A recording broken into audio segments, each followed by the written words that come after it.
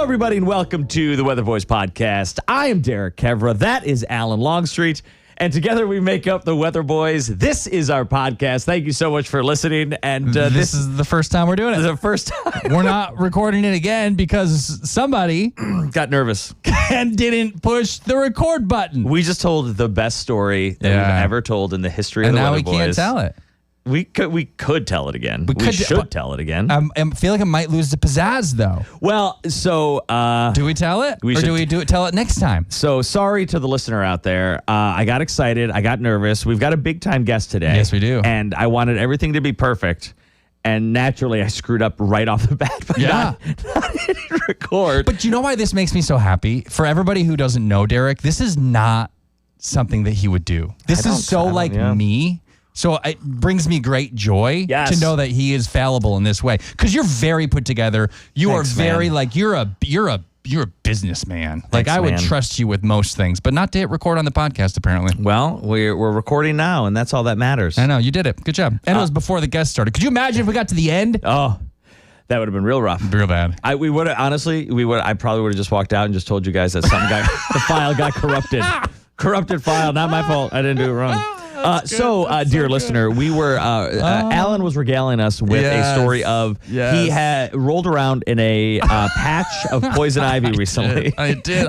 His arms are all you can't see it, but his arms are all covered with poison ivy red splotches. Yeah, there's a little bit on my nose. It woke me up. I woke from a dead sleep. I woke up because I just want to scratch my arm off. Do it. Just scratch it. No. Oh, no, yeah, don't scratch it. Scratch. What do you put on it? Do you do anything special? Last night I did put on some cortisone cream.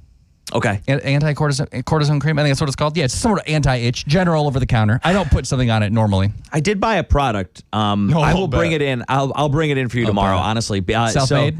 Nope. Yeah. It's from the store. It's expensive. Don't you make fun of me. I won't bring it in. But it was expensive. And I remember because a buddy of mine at a bachelor party brought a big tub of it because we were going like canoeing floating down the river.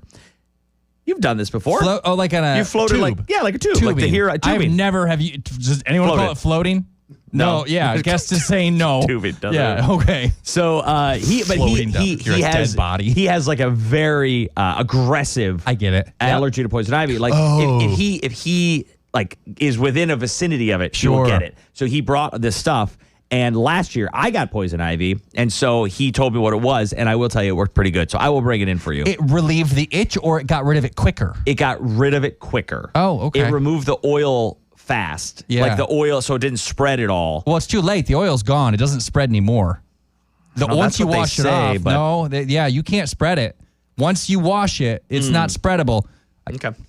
Trust me, I know. The gem that we missed because Derek didn't hit record was the story Alan was telling about the time that he accidentally gave his daughters poison ivy in a very precarious situation. So we're going to do, okay, all right, so I'm at the park, and we're playing at the park because I'm a great dad, best dad in the whole world. Yes, you are. Best dad. And then I don't care what everyone else says. I know, Go ahead. And then so they have to pee. This happens, we're at the park all day, so walk to the woods, and they're going to pee in the woods because whatever.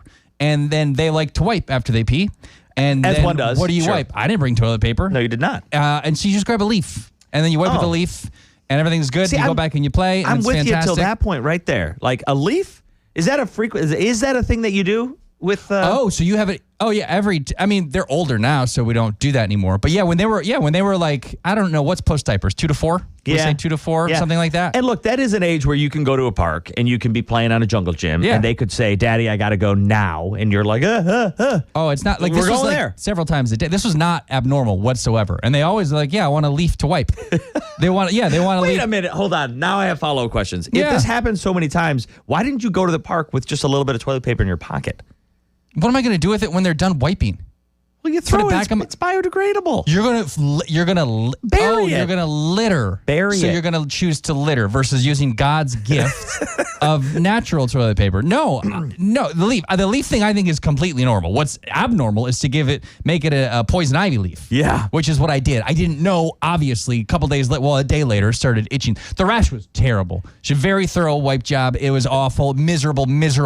Worst thing I've ever done in my life. Oh God. And the poison ivy was everywhere. everywhere. It was not good. And it wasn't just one leaf you gave her. It was a whole vine, essentially. Probably. I don't know. All I know is I went back there and it was everywhere. It wasn't just bad luck. It was dumb. It was dumb. I'll give it to you, though. I have no idea what poison ivy looks like. I do now. When we went on a hike this last summer through the woods of North Carolina with the kids, I just told them anything green is poison ivy. No joke. Yeah. I did. I was just like, kids, that's poison ivy. And so is that. And so is that tree. And so is that. And they're like, they look very different. And I'm like, all of them is poison ivy. For sure. I don't know what it looks like. Maybe it's poison oak. Who knows? Yeah. Because it's either leaves of 3 or leaves of 5. Show me anything that's not leaves of 3, by the way. They're everywhere. But then there's like the serrated edges you got to talk about too. It's, But once you know, you know. And I know now. It's a very, very steep price to pay. Well, and when you don't know, you continue to not know. Because one time somebody was like, oh, that's got berries on it, so that's poison ivy. And I was like, okay, I'll trust you. And then later I repeated that, and somebody in the know was like, poison ivy doesn't have berries on it. That's true. So I don't know. Yeah. But, so to me, anything green is poison ivy. Green's poison. That's good. Yeah, that's good. Great. My neighbor came into my yard, like our yards are connect, and he was like, you've got this gigantic poison ivy patch right here. Sure. And I was like, those are raspberries. So it made me feel good because I was like, oh, he was being serious. He was being serious. And I know they're raspberries because I planted them. Well, also because it's a raspberry. Because it's a raspberry. Because it's a raspberry. But I was like, this is great. Nobody knows what poison ivy is. Yeah. So there you go. All right, well, that's good. See, I feel better now. Okay, so far we have told our audience that Alan urinates in public around a park. Yes. We talked about Derek littering in public. Yes. I don't think these jive well with our guest today, Alan. No, a man of the law. A man of many things, actually. So this individual, shall we? Yeah, we have to be serious now. Grew up on Detroit's north side. Mom was a library clerk. Dad was a barber. They scrimped, they saved, they sent all of the brothers to private high school because they so valued education. There were times when the family did not have electricity in their home, but the tuition was always paid because those kids were going to get an education. This guy's a Ford worker, was recently retired, lawyer, judge. Maybe you've seen one of those many viral clips of him in his courtroom. Judge Sean F. Perkins. B. Perkins. Judge Sean B. Perkins. Judge Perkins, thank you for giving us your time. Judge, welcome to the Weatherboys podcast. We are honored to have you here. We will call you Your Honor, but we are honored. Yes. So thank you very much. Well, the pleasure is all mine. The honor is all mine. Thank you so much for having me. And a couple of little minor corrections. Please, correct North away. End, we have to get that right because all my good friends and partners that we grew up with on the North End, they want to make sure we represent the North End correctly. Okay. And so like that. give us the landmarks. Give us the streets. Landmarks. So landmarks. You're talking about I-75, Holbrook. Okay. Kniff. Well, the North End goes all the way to Grand Boulevard from Woodward to Highland Park to I-75. So you're bounded by Hamtramck and on the east and Highland Park on the north, and then south is Grand Boulevard and then Woodward. Okay. I got you. And you're one of 6. Did you have any sister? Or was just no you sisters. and 5 brothers? No sisters. All 5 brothers. How much fighting? A ton. Yeah. A ton. To where when we moved over to the North End, and that's a whole different story itself. My family has been on the North End. My dad was born on the North End in 1929. But we did leave the North End. My grandmother, my aunt, and my family all basically grew up on the North End or Highland Park. And when we came back to the North End in the early 80s, then we had a pretty decent life before then, and then the bottom fell out, so we had to go back to my grandmother's house and live with her. And all of the guys in the neighborhood, they would tease us, call us prep and things like that. Okay, sure. But when it came to fighting, they knew. Nobody messed with the Perkins. Nah, they didn't really mess with us. No, they didn't. So is everybody still in the Metro Detroit area? Or do people move around? Todd and I are here. My brother Christian is here, and then everybody else has gone. I have a brother in Houston, Adam. He was a Detroit firefighter. He retired. He moved down to Houston. I have a brother Wyman that he is in at Atlanta, and my brother Bill is in New York City. But you stayed here. Why? Well, I don't think I've ever wanted to live anywhere else. I was in I was in Hampton, Virginia for Hampton University. That was my first time ever being on my own in college at 17 when I went there. Oh, we got questions about that. And I could not, I got kicked out. I could not come to I would go spend a Friday after class, if I went to class, and I would go spend Friday after class to get back home and drive 12 hours to Detroit to spend like almost not even a day and then turn right back around and come back. That's how much you missed home. That's how much I miss home. Okay. That's how much I miss home. So wait, the bio, though, implies that you got kicked out of Hampton because you were doing too much partying. Well, yeah, that too. I got, Hampton was, that was my first time being away from home. And Hampton, I did, actually, the best I'd ever done in school was my first year at Hampton. And from that point, I didn't do much. It just declined. And I had such a good grade point average in the first year that I stayed around. And in the third year, they're like, "Hey, you can't come back." But they let you write a little letter and say, I'll get back on track," Sure. and they let you back in. And then by that time, I was kind of defeated. And Sure. the fourth year, I was just going through the motions. Now, how much of that was homesick, or what is that? What it was? Well, I can't blame it all on homesick. Sure. Because I did. It was just the crowd, the adjustment, the goings on in college, and never being on your own before. Sure. It's got, I guess, everything to do with it. Okay. I relate with that big time. My first semester, so I was opposite of you. My first semester in college was my worst. And I had been warned of this, and people said, don't fall into that trap where you go to college, you go out and have fun. For me, it wasn't really so much that. It was just that in high school, every day your teachers were like, give me the homework that I assigned. Okay, here it is. I did it. There you go. In college, they don't do that. No. They say, hey, this is the homework. Do it if you want. Like, we're not going to collect it. We're not even going to grade it. But do it if you want to do it. And I said, well, then I'm not going to do it. So my first semester of college, I got a 2.5. Oh, okay. Oh, that's a good grade point average to me. That's bad for a Derek, right? But for a Derek Kevra, that is, yeah. I was digging out of that my entire college career then, because if you started that low, like, it is hard to jump up. Yeah, I think I had a 3.5, and you're right.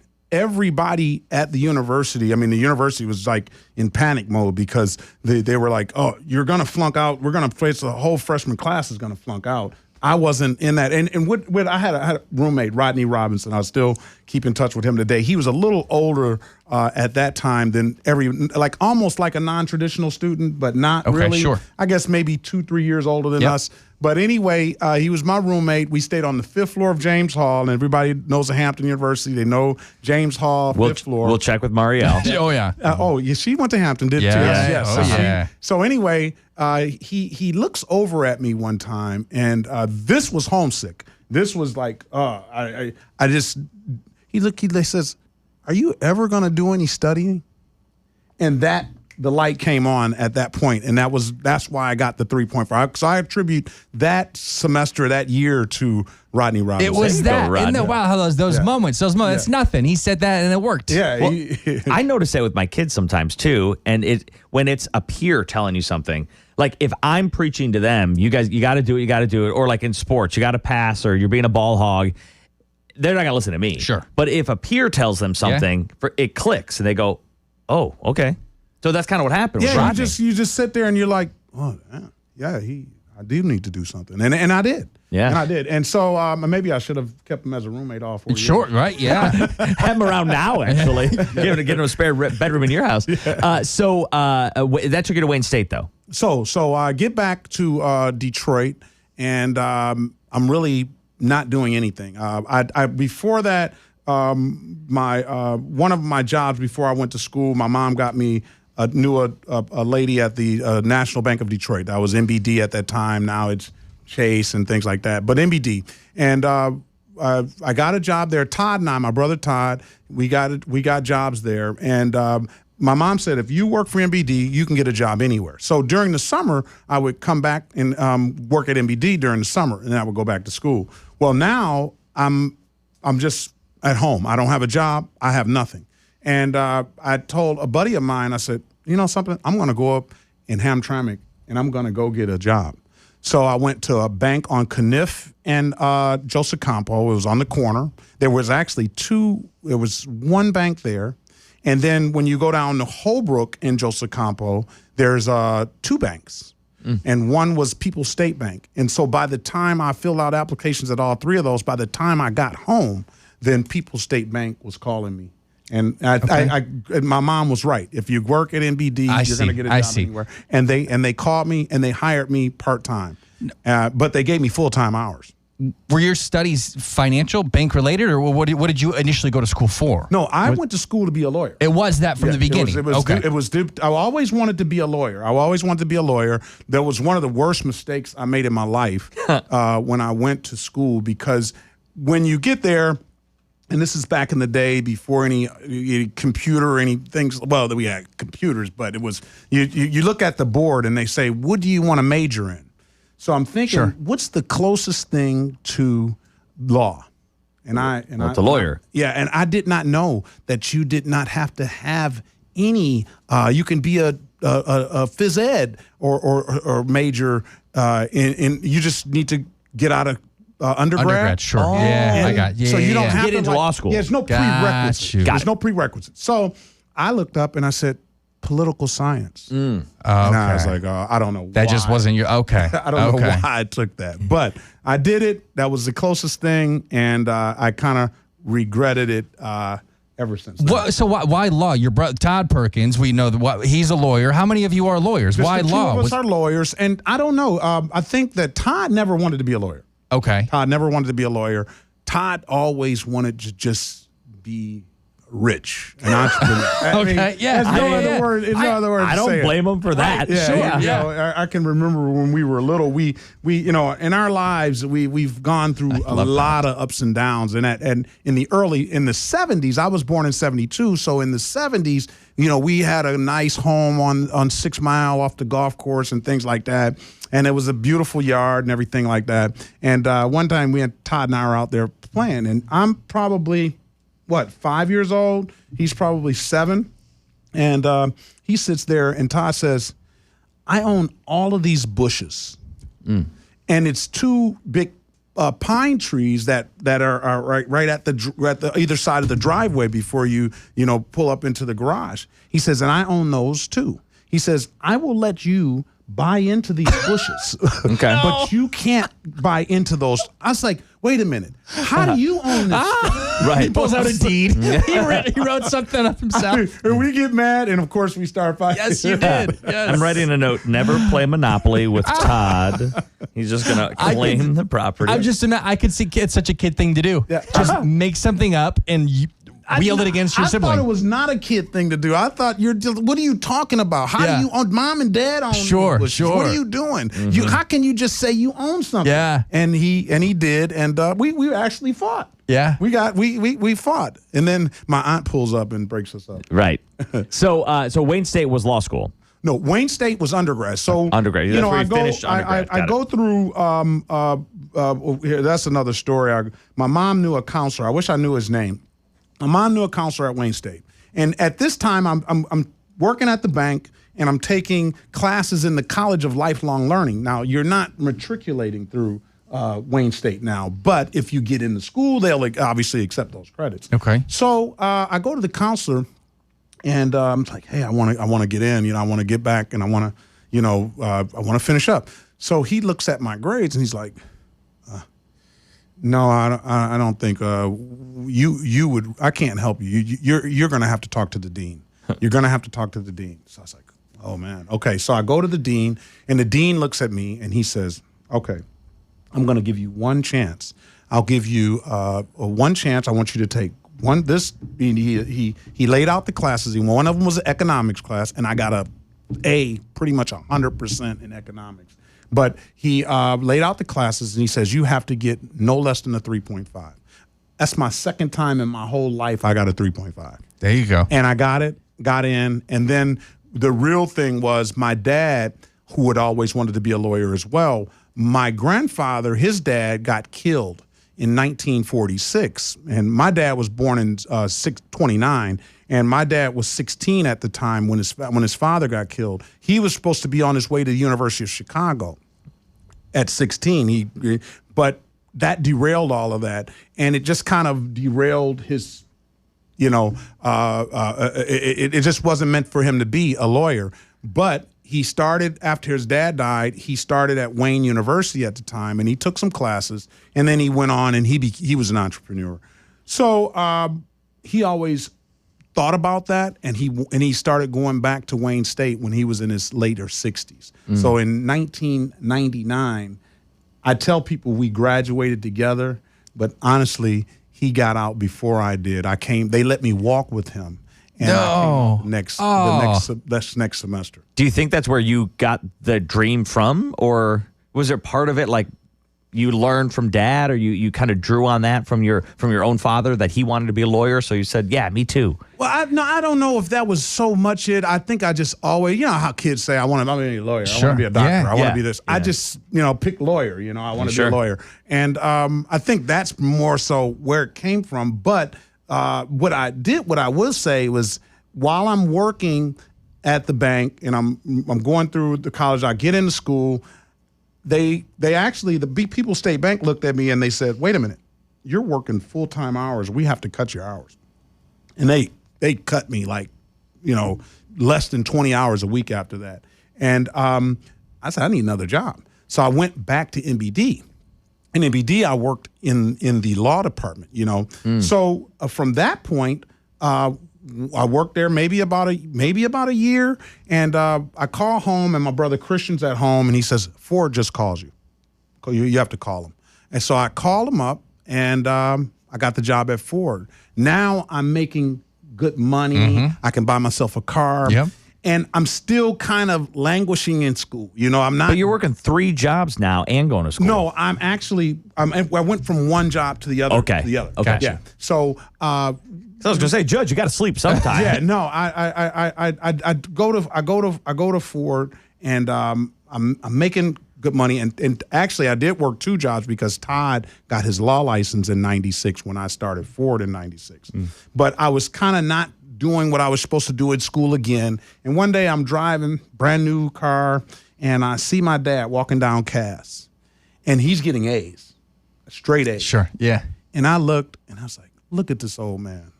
And that's what really buckled me down. It buckled me down. I went ahead and I took things seriously, and I got in, got out.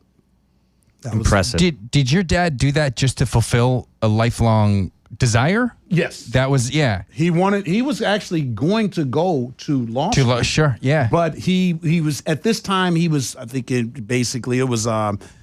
was 69. Okay. And he was getting sicker, and he even sometimes he had he was in the hospital at one point when he was going to class, and the teacher says, he was doing such a good job. The teacher says, "Listen, I got you.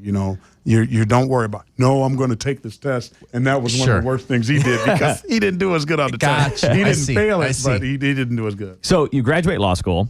You start your career as a lawyer. At this point, you can quit working for Ford, right? You don't need to. I could, but I didn't. I know you didn't. I didn't.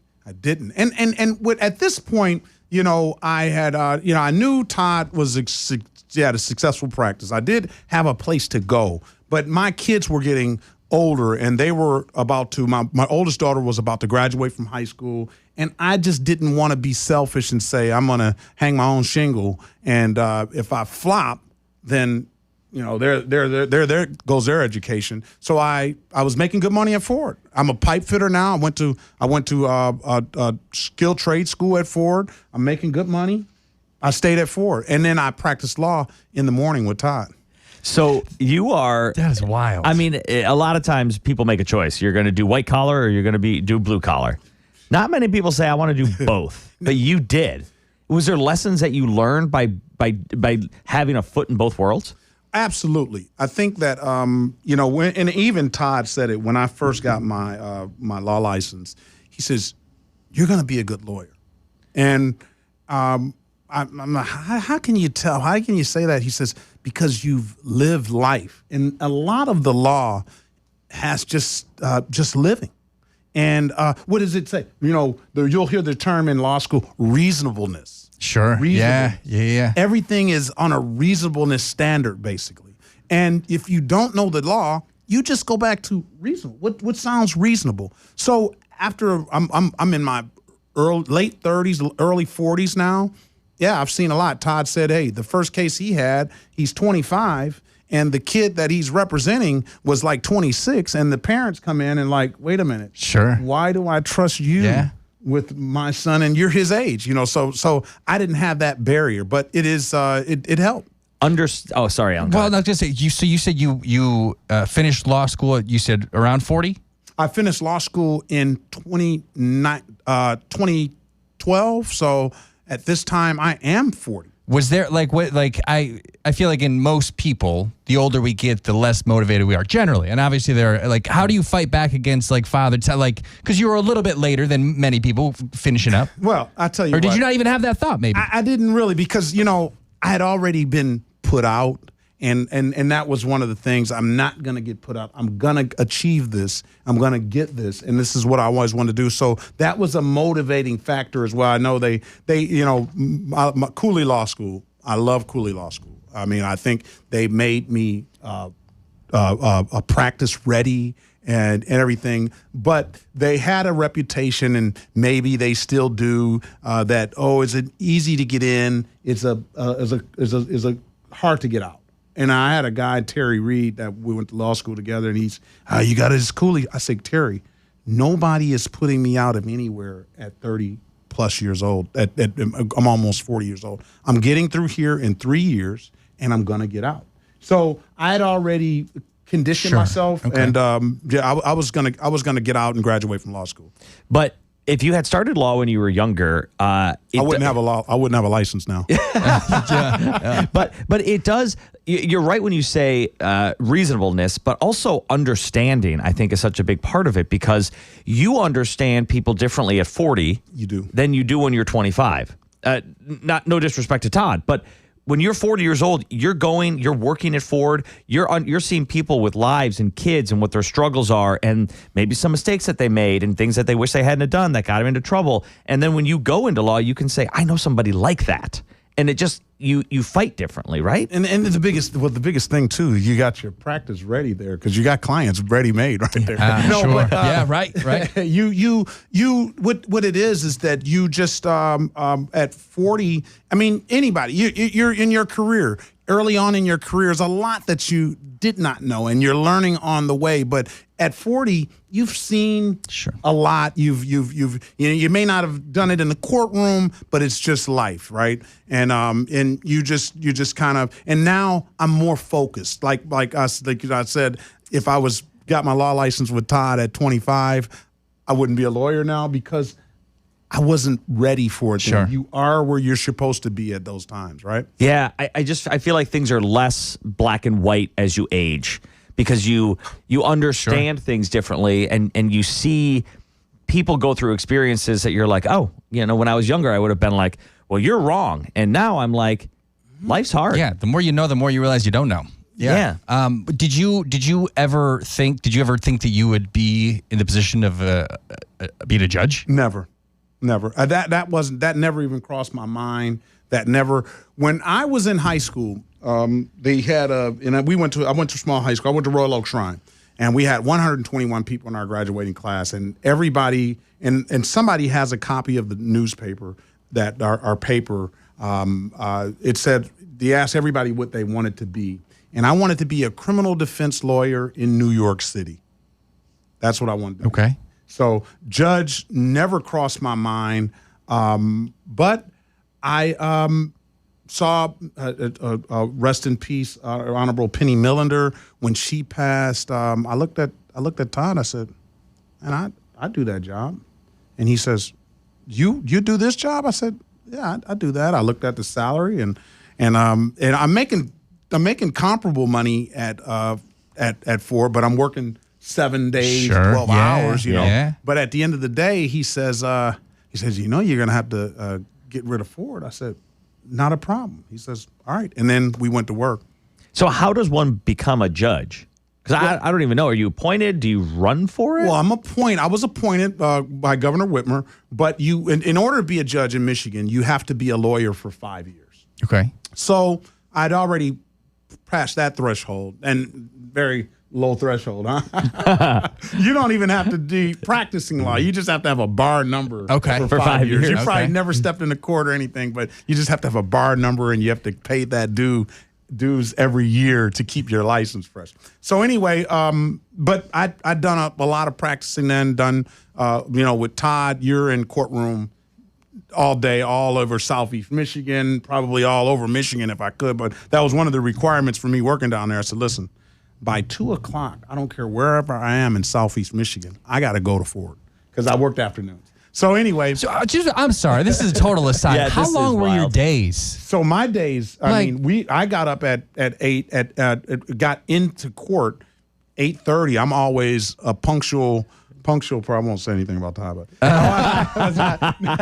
I'm always a punctual person. And I'm getting up at 7 o'clock, and I'm not home until after midnight. And that's it. And how long did you do? Like, was that like most 5 days a week for how many years? Well, I was conditioned because when I started at Ford in '96, me and my dad and a few of my brothers, we all worked at Todd's practice, kind of helping him get going, and we were the runners. We filed. We even drove the car for him, and he sat outside the courtroom. He said, those are my bushes. you can't have them. Listen up. So I would do that while I was at Ford then. So I would get up in the morning. So I'm used to going down to the office in the morning, and then in the afternoon going to Ford. So I've been doing that since really '96. So 7 a.m. to midnight. 7 a.m. to midnight. 7 a.m. to midnight. And then what are your colleagues on each side saying? What are the courtroom people saying when you're like, I got to go clock in, I got to punch in to Ford? Yeah. And then what are the Ford people saying when you're showing up? I mean, I'm guessing you're not walking into the plant in your robes, but no. I won't even tell you how I got in at Ford clothes after that, but because I'd probably be admitting to. But anyway, there we go. The Ford people some of the Ford people are saying, why do you want to do this? Hey, you're a judge. No. When I'm going to law school, they're asking me, why do you want to be a lawyer? You're a journeyman pipe fitter. You've got the pinnacle of the. No, I've always wanted to be a lawyer. And then some of the other people, once I got my license, why are you working here now? You're a lawyer. You're things like that. And then on the other side, you just have people like, and some of the lawyers are like, man, that's a damn good job you got at Ford. I want that job. You know what I mean? I would take that over this any day. Were people at Ford, were they hitting you up for free legal advice and trying to get? Absolutely. Yeah. But I'll tell you what, the strange thing is that I got into a dose of politics at Ford. I ran for a spot on the union at Ford. And strangely, even with the legal background and anything, I still couldn't win. I couldn't win. Now I think they would love to have me. Sure, yeah. But yeah. But I ran for office 3 different times. I think it's 3 or 4 different times, and not once did I win. So being on the bench has put you in the news lately because you've had multiple different viral events happen. Take people through what are some of the things. What are some of the crazy things that have happened in your courtroom? Well, listen, the first viral event, I didn't know anything about it because I'm new to social media. Sure. I'm very new to social media, and I'm talking about in the last few months I've got on social media. The first viral event I want to say was probably about a year in or year and a half in. And I still remember the defendant's name, and I'm still looking for him to come back. He was a sovereign citizen. And I think one of my old law partner, Adam Clements, who works with Todd in the firm, he kind of told Todd, like, hey, your brother, he's going viral. And then I was at a conference in Lansing, and Todd calls me. Do you know you're going viral? And at that time, the thing got like, I'm seeing it, when I first looked at it, it was like 121,000 views. And then it just kept going and kept going and kept going. Explain to the audience what happened. So it's a young man and a bright young man. He's pretty articulate, but he's on this sovereign citizen thing. And listen, and that's why I love the bits. And you talked about getting older and you're not so black and white. You know, you hear arguments, and I want to hear good arguments, you know, and I want you to persuade me one way or other. A good lawyer is going to persuade you. But this young man was, not following decorum of the court, you know, trying to overtalk me, trying to do this, trying to do that. And, I asked him. I try to be as mild-mannered, whether people believe it or not, as I possibly can. And he just would not stop. So I told him, I said, I'm going to hold you in contempt if you continue to overtalk. And then it went all the way there. So I give him 30 days, and I've never seen him since. Okay. I've seen him since. He came back, and he indicated that he wanted to. I thought he was going to step off the sovereign citizen to just take care of this stuff. And I had a lawyer in there that almost got him there. But he has the warrants on him, and he has trouble traveling now. And he wants to travel with his family. So I recalled the warrants and things like that, but I'm still looking. You're still okay. Okay. I didn't even see that one. So that was the first. That's not even the one I'm talking about. I saw 3 other ones. That was the first one. That was the very first one. The ones you guys, I don't know. It was the courtroom 434. Maybe it was the curse of courtroom 434, because after that you had other sovereign citizens. So that was the big one. The sovereign citizens were the big ones. I don't know what that means. Can you tell me what that means? So a sovereign citizen, he's saying that what their argument is this, and I kind of get where they're coming from. It's almost like Todd saying those bushes are his. Right. You know, at some point we came to this country and some laws had to be established, and in the beginning of that process, the Indians were here. They were but somebody took the land. Sure. You know, and they're saying that, how can you do this? And they point to the Constitution of the United States, but they don't want to accept the Constitution of the states. So they don't want to accept the amendments of the Constitution that gives the state the power to do those things and to patrol the health, safety, and welfare of their citizens. They don't want to accept that, so they'll just point. So sometimes I say, okay, you want to go back to the original Constitution. So we were 3/5 of a person then.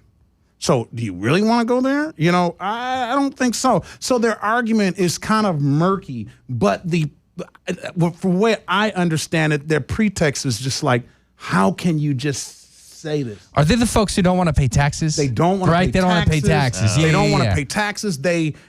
I've since learned when I was a practicing lawyer that some of them have their own plates for their cars. Oh gosh. And they don't have a driver's license. Yeah. It's they play by their own rules. And then what they do is they go and I had one client, and Todd always told me, go with your gut. Go with your gut. So I had this one client, he comes in and he's got this 12 counts of deed fraud. And he talked to him on the phone. I said, come on in the office tomorrow. We'll talk about it. And he's 12 counts of deed fraud. I said, what did the prosecutor offer you? Nothing. Because the prosecution is just tired of it. They don't give them any offers. You're going to somebody's home, and maybe it was they have it boarded up, or and you're just going to take it over, you know, and you're filing these paperwork and these documents with the court trying to take people's home. So I'm sitting there thinking, and I'm like, okay, deed fraud, no deal. It's got to be a sovereign citizen, or what they call a Moorish. That's another. The Moorish people were, you know, the kings and the very elite thinkers back in the, you know, early years, and they adopted this, and they said they're Moorish citizens. So I said, let me ask you this: are you a Moor? And he stopped and he says, yeah. How did you know? I said, well, you got deed fraud. You have they're not giving you a deal and things like that. he goes into a house in Indian Village, a 10,000 square foot house. Sure, yeah. He could have gone to Brightmoor, and they would have gave him the key to the city, to the city for fixing up one of those. But he goes to the. So I guess if you're gonna do it big, right? Right, yeah, right. Wait, but Judge, you are burying the lead about your most viral story. Yeah. Yes. And I guess we can sum it down by this question: are pants required in your courtroom? Yeah, the pants are absolutely required. Pants are required. And listen, pants. I don't care what you have on if you just get. I know. You just make sure your head is not. And the officer.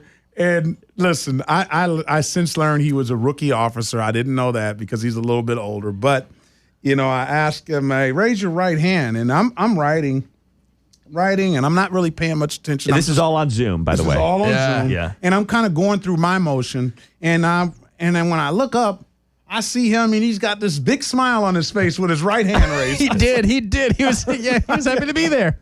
And people think that I said, "Do you have your pants on?" Cuz I did not say that. I don't believe, but I was totally in shock about that. I was just like, "Wait a minute, do you have your pants on?" And then he changes the view because he had the camera pointed too low, right? That was the problem. He thought I don't know how you make that mistake. Yeah, right. Yeah. I just don't know how you make that mistake in court.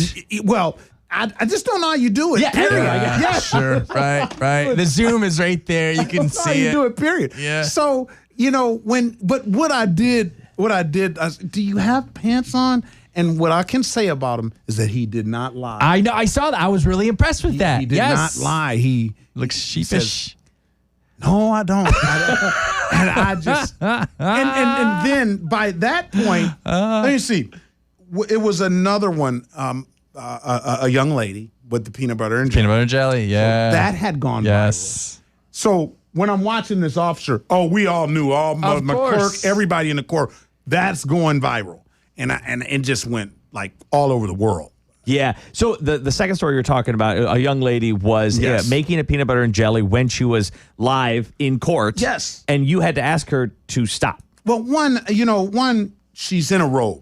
And it's like, come on, it's court. You still want to have some decorum. And really, I want you to present yourself, not necessarily as much for me. I'm not really stuck on that stuff too much, but everybody can see you. So you're in court. She's late.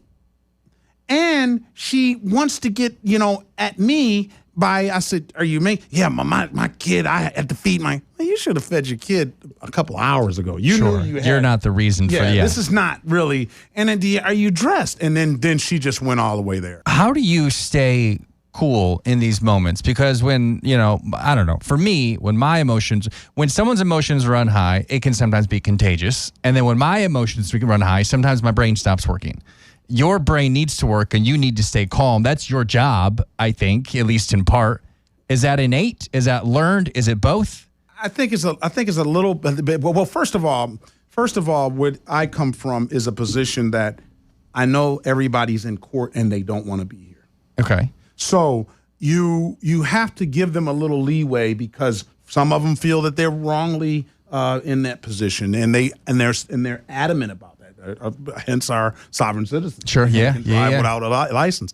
And other people felt that the officer did wrong and was totally off base. So I got to give you some leeway. But my buddy said, I didn't know you needed anger management. So I don't know how I come off. I try to come off a little bit laid back and not get. But so I guess sometimes he's seen me like I didn't know you needed. Anger management. Okay. How do you view your the most important part of your job? What would you say that is? The most important part. First of all, the most important part of my job is to represent the city and the 36th District Court and to represent the people in the most fairest and way possible. I want to be timely. I want to be efficient. I want to get the people out in it. And I know some people. I tell people in the beginning. I say, hey, we have a long docket today. The first people are going to be happy. The people at the end of the docket are not going to be so happy. But we're going to do this as fast and efficiently as possible because I'm providing a service. I'm a public servant. So I'm providing a service, and I want to make sure that the people come in my courtroom, first of all, know that we're going to be fair. You know, we're the officers are citizens just like you are, and I cannot take them and hold them up higher on any pedestal just because they're an officer and they tell me. So I want the citizens to know that. So that's the most important part of my job, I believe, is just fairness. And that's the way the system operates. It's supposed to be operating on a level of fairness for everyone. But it is a system, and there are rules and ways in which things are supposed to be done. How do you handle it when they don't go that way? Or if somebody comes to represent themselves and you're like, you are not doing this the right way. Well, you know, some people are, and you get those people that want to represent themselves, and you relax the court rules a little bit, and you're doing that for efficiency purposes. You're doing that because you know this individual has not been trained in the law, and he or she has a right to represent themselves. Now, they always say only a fool represents himself, right? Yeah. But it's people that do it. So I just I want to make sure that, you know, whether you're representing yourself, whether you come with the biggest, baddest lawyer in the world, I want to make sure that you feel that you've left and everything has been fair, whatever the outcome is. Those outcomes, and my judge knowledge and lawyer knowledge is minimal. You are sometimes Netflix. Making the call. Always. You're always sometimes? No, because 90% of the 90+% of the cases are pled out. All right. So, you know, I'm just there to call the balls and strikes. What I do is, first of all, in my practice is that I will not let you just take a plea just because you want to get it over with. You know, because you find that people have buyer's remorse. And when they go back and they sit back and they say, you know something, I shouldn't have done that, and now I want to back out of my plea because that officer did me wrong. No, if you say that you did not do it, once I hear those words, now we're going straight to trial. We're going to bring the officer in, and you know, and a lot of times the defendant kind of recollects a little bit more. Okay. After that, sometimes they're right, and they weren't, and the officer will say, yeah, that wasn't the individual or something like that. Got I you. got the wrong person. Is there ever a time, like, you seem like a pretty confident guy, is there ever a time where it comes down to, like, because some of it has to be, I would imagine some of it might possibly be subjective, like sometimes we don't know. Is there ever a time when you're not sure of yourself, but you have to make a call? Absolutely. I mean, that's when you get the good arguments. Okay. The good lawyering, the good arguments. And that's where your job just gets heightened. You know what I'm saying? Most of it is just routine. It's almost like lines, and you just sure. Keep going with the same line. But when you get those cases that are, now you have to make a call. I made a call one time on one of the biggest cases that legally is that I made the decision on, is that offer to engage in the city of Detroit. Offer to engage, if you plead guilty to offer to engage, the straight up guilty or you're found guilty, it's automatic 45 days in jail. And I had a lawyer, and he's been challenging this, and he's been he'll go out and he just will seek people that have offer to engage charges, and I'll represent you, you know. And he finally got in front of me, and I nullified the law with my decision.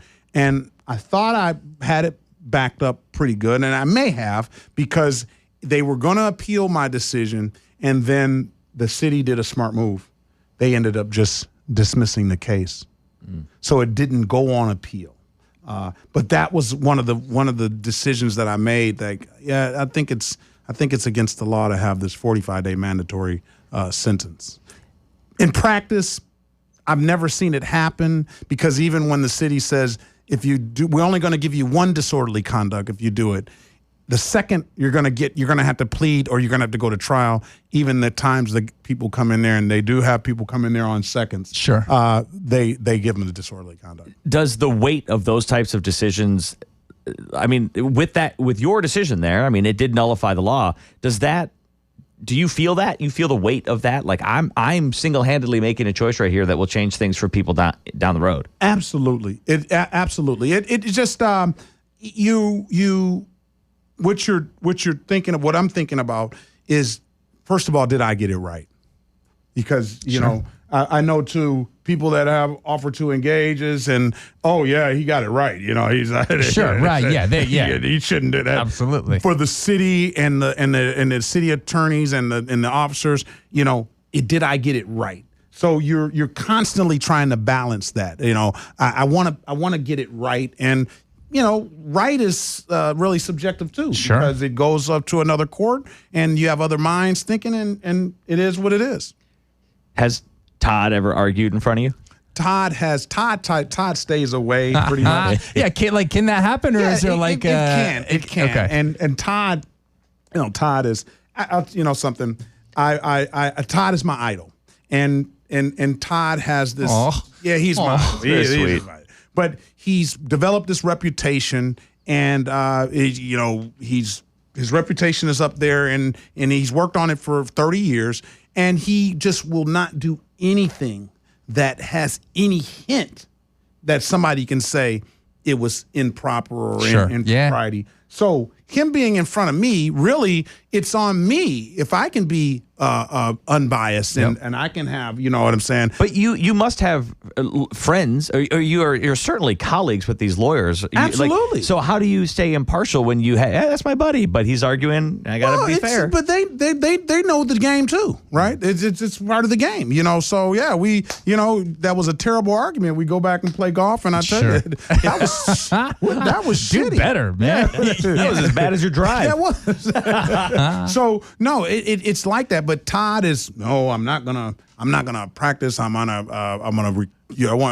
ask you to recuse yourself, and we'll send this to another judge. That's how Todd. Gotcha. Okay. That's how Todd. And you're like, this comes back to those bushes, doesn't it? Right. This is all coming back. Right. All right, Judge. Thank you so much for your time today. We had a blast talking to you. This was great. Thank you for all you do. You work so hard, and congratulations with everything. Thank you so much. I've watched the podcast.